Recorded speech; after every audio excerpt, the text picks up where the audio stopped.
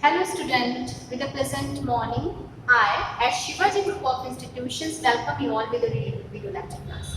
Today, I am before you with the literature portion and the topic that was continued in the previous lecture, the summer of beautiful white horse. The summer of beautiful white horse. So student, this is your supplementary portion because two chapters we have completed, and the first one that we have completed the portrait of a lady, and the poetry portion we have completed a photograph, and in supplementary portion this chapter is going on, and the name of chapter is the summer of beautiful white house. So students, this is very long chapter, so we will continue this chapter last 2 or 3 lectures, and today we will see that the curiosity and the longings of narrator as well as his cousin Murad. They both had a great desire for riding on horse. That's why they both were always be eager to do something new in their life. So what was happening at there? What was going on at that time? So we have seen that his cousin Murad, who was 13 years old at that time, and narrator Aaron, who's character in the story, central figure in the story, and he's as well as narrator of the story. He's 9 years old at the time when it was happening, when it was occurring. So when he came to know that his cousin Murad had stolen that horse, so they both were enjoying the time. They both were riding on a horse. So what was the situation at that time? What was going on at that time? And which type of the conversation that was going on between two of them, Aaron, who is narrator of the story, and his cousin Murad. Fine. So we have completed when his cousin Murad and Aaron, who is narrator of the story, started riding, and when he came back and Aaron asked or urged for riding on a horse, so he said that I leaped to the back of the horse, and for a moment knew the most awful imaginable the horse did not know. So what was happening at that time? When I sat on horse, I felt some fear. I felt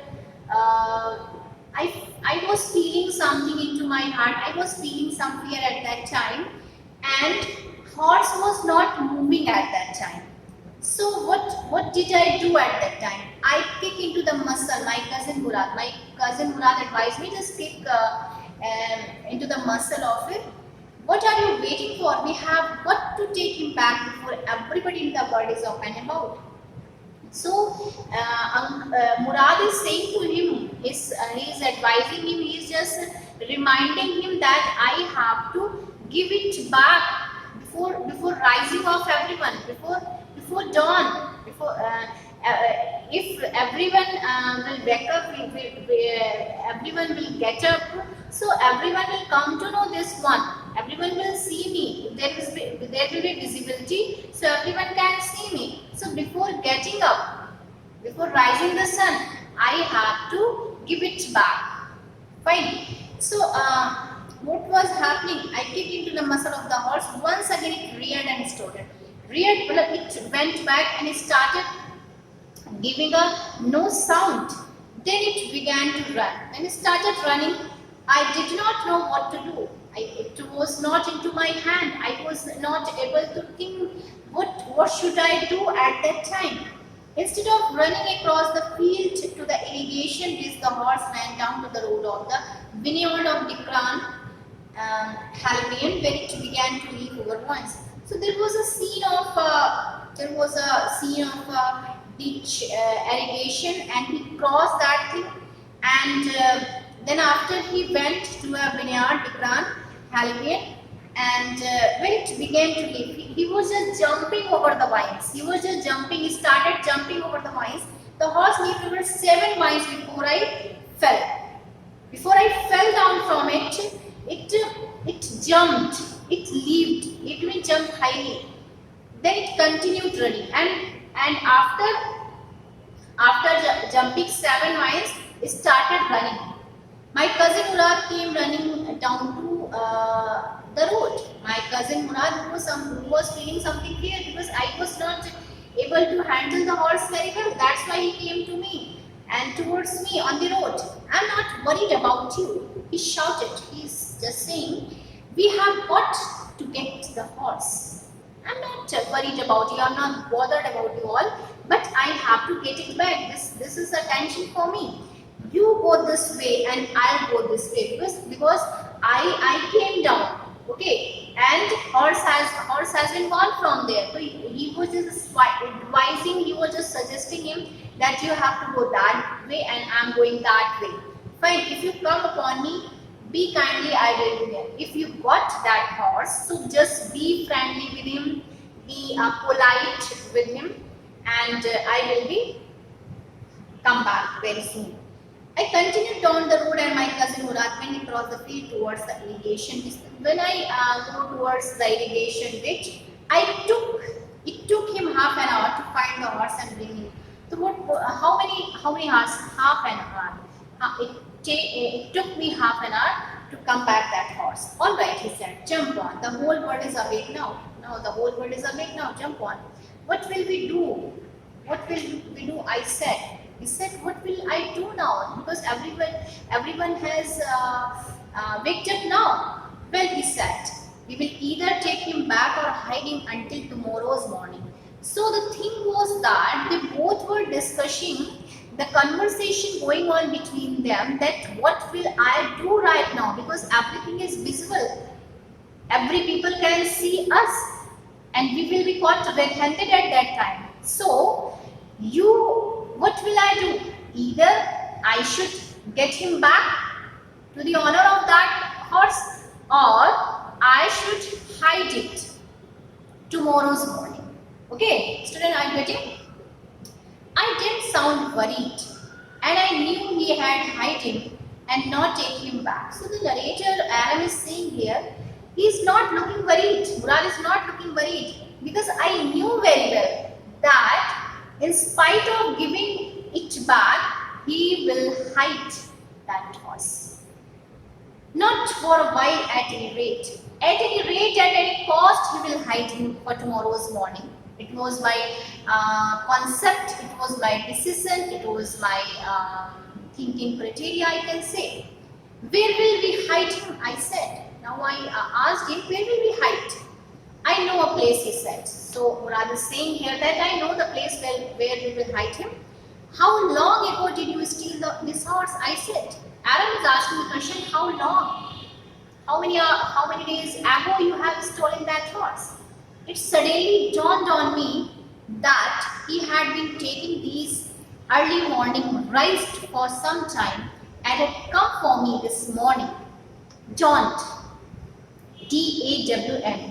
Dawn means, the meaning of dawn is before the sunrise, and the meaning of dusk is before sun setting. But here dawn means appeared. It struck into my mind. It appeared. What appeared? It seemed to me that he had stolen this horse long ago, many days ago. But today he came to me and he continued riding on it. And today he came to me this morning just because he knew how much I longed to ride. Because I had a great desire for longing, I am very eager for longing. That's why today he came to me. But he had stolen that horse long ago. It was my concept. Let's see. Not until this morning, he said. Not until, he said. Not before it, not before earlier. Are you telling truth? I said. I asked him, are you telling truth? Because I hope so that you are telling lie. Of course not, he said. But if we are found out, that's what you have to say. I don't want both of us to be liars. All you know is that we started riding this morning. So, Murad is just elaborating or describing him of the notion that I started riding on horse only this morning. I have not stolen it earlier, long ago.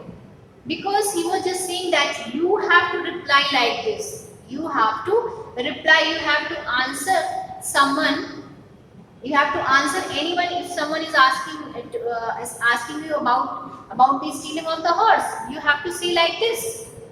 But that today I have started riding from today. All you know is that we started riding this morning. You have to answer like this. All right, I said. So I said, all right. He walked the horse quietly to the bourne of a deserted vineyard, which at one time had been the pride of former knave Fedvisian. Then, very silently, very quietly, he was just coming with the horse and born is a type of the storeroom, deserted vineyard. Something is barren, and before some time there was a crop of grapes, which at one time had been the pride of the farmer. And what was the name of the farmer? Fedvisian. It was a pride because that was a fertile land before some time. A long ago, it was a fertile land, and I went that place. There were some oats and dry alpha in the barn. So that was a type of the storeroom, and there were some types of the grains, oats and alpha. These type of the grains were kept there. So I went there to hide my horse. We began walking home. Then after both went back our home, it was not easy, he said, to get the horse to behave so nicely. It was not easy. It's not an easy task to behave a horse so nicely. It was not easy. At first I wanted to run with Wild, but previously I was also behaving in the same way. But as I have told you, I have a way there with the horse. I can get it to you want to. But now I'm telling you that I'm perfect in behaving with the horse, treating with the animals. Now I'm perfect enough. So I know how to treat horse. I know in which way I have to ride that horse. I know very well that how can I ride on horse? How can I get it faster? How can I behave it nicely? All the things I know very well because I am something perfectness like this. I want it to do. Horse understand. Now I am understanding the horse, and horse is also understanding because we both have affinity between us. Fine. So I have an understanding with the horse, he said. Now Murad is saying that I have a good understanding, I have a good treating, I have a good behavior with my horse.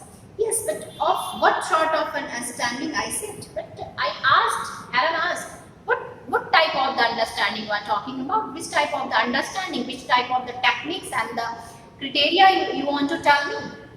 A simple and honest one. You must always be simple and you must always be honest with that one. Well, I said, I wish I knew how to reach an understanding like that with the horse. Well, I said that, well, it's good. I'll also learn to handle the horse. You are still a small boy. So, Murad, who was 13 years old, and narrator Aram, who was 9 years old at that time. So, he said, now you are younger enough. And when will you come at the age of 13 like me? You will know how to do it. You will learn it when you come at my age. It's a gradual process of the learning because you know Rome was not built in a day. Within a one day you cannot learn a sort of things. I went home and ate a hearty breakfast. So I went back my home. The narrator went back to my home, his home, and he had took his breakfast. Then after, what was happened? Hearty breakfast because he was very hungry. Because at the time of the 4 in the morning, Murad, his cousin, came to him, and they both have started riding from that time. So he was very tired. He was very hungry. So he took his breakfast hearty, complete breakfast. That afternoon, my uncle Kushru came to my house for coffee and cigarette. So my uncle Khushro, I have already told you something about this character. Khushro was his uncle, and who was very funny by his nature, who was jolly-minded person. He was not paying attention to it. He was very careless person. So he came to my house for coffee and cigarette. He sat in parlor. He was sitting a parlor in dining room, sipping and smoking and remembering the old country. He was just doing conversation uh, at the time when he was sipping, taking a sip of coffee, and he was smoking at that time. Another visitor came. At that time, another person came. There was an entry of another person, a farmer named John Barrow. John Barrow. So let's talk about a person, a new character in the story, John Barrow. Student, till now we came to know only two characters. Adam, who is narrator of the story, who is 9 years old, and Murad, his cousin, who is 13 years old, and a beautiful horse. We can say three characters, and one character is more, that Uncle Khushro, and now the fifth one, John Barrow. So John Barrow, a writer of the John Barrow, his family friend, and he came to his house as a guest here, and a Syrian farmer. He was a farmer. His white horse was missing, and his horse was missing at that time, had to face problem. So that is why, because his horse had been missed, that's why he was facing some problem. Couldn't use Surrey. He was not able. To use his Surrey. Surrey means ghursavari karna. He was not ready for riding because his horse was missing. Inconvenience in traveling. So that is why he was not moving from one place to another. Murad has stolen his horse. So now the thing is that who has stolen? Murad has stolen his horse. This is the thing. So narrator is saying here that visitor arrived a farmer named John Barrow. There is an entry of new character John Barrow, an Assyrian who out of loneliness had learned to speak Armenian. So he was alone, and because of that he learned the Armenian language. My mother came there, and she was bringing lonely visitor coffee and tamaku, and he rolled a cigarette. Then he started rolling that cigarette and sipped, and he started taking some sips of coffee, and he started smoking. And then at last, sighing sadly, he was just taking a sigh of relief and then sad, being disappointed. He said, my white horse which was stolen last month is still gone. The horse that I have that is white in color, that was stolen in last month, and I haven't got it till now. I can't understand it. My uncle, the narrator is saying here, I can't understand it. I'm not able to get the point. My uncle Khushro, who was very careless by his nature, so he started saying, he became irritated and shouted, it's no harm. He was just getting irritated, and he's saying, he started shouting, it's no harm. What is this? No problem is there. What is the loss of the horse? There is no loss of the horse. Haven't we all lost the homeland? We have already lost our homeland. So what is the loss of the horse? What is this crying over horse? So it is a useless to cry such a trivial things. He is saying that may be all right for you, a city dweller. So John Barrow is replying. So you are living in a city, so that will be okay for you. To say, John Barrow said, but what about me? But what of my Surrey? What about my riding? What about my traveling? What good is a Surrey without a horse? How can we do my riding without a horse? Pay no attention to it, my uncle Khushro process. So he started roaring, he started shouting. Please pay no attention, it will be no harm, it will be no problem for you. I walked 10 miles to get here, John Barrow said. I came here after walking 10 miles. You have legs. My uncle Khushro shouted. So my uncle Khushro was saying, you have legs? Now the thing is that we have seen that there was a conversation between John Barrow and Uncle Khushro, and the narrator Adam, who was listening, was overhearing all the conversation.